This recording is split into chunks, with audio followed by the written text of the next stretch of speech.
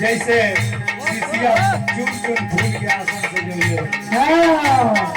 ध्यान लगा के बैठल बड़ी चोन चोन फूला शिष्या आसन सजावल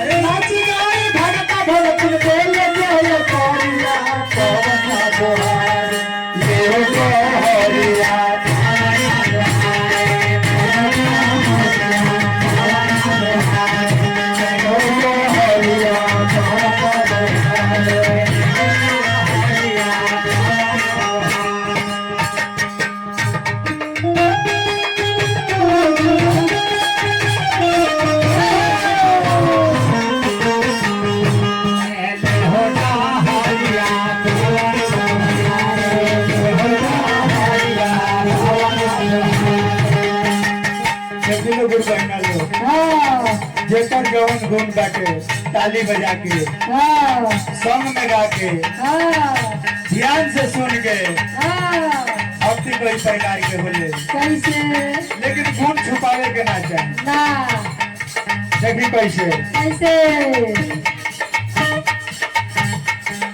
यही 3 गो सूत्र मिलता कैसे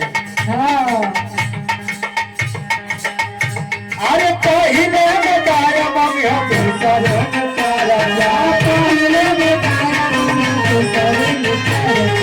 पहले बताया मम्मी हम दूसरे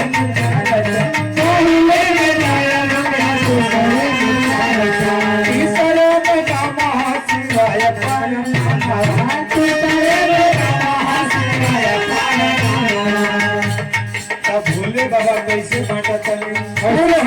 कैसे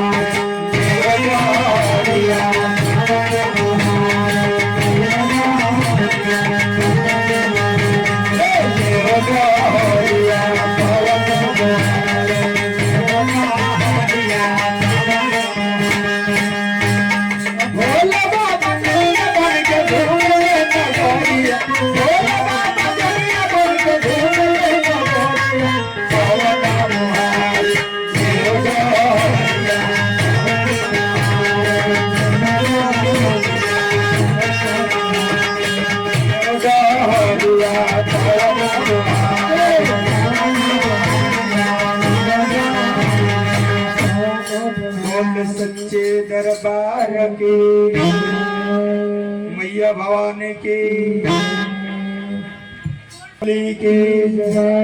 गणेश भगवान की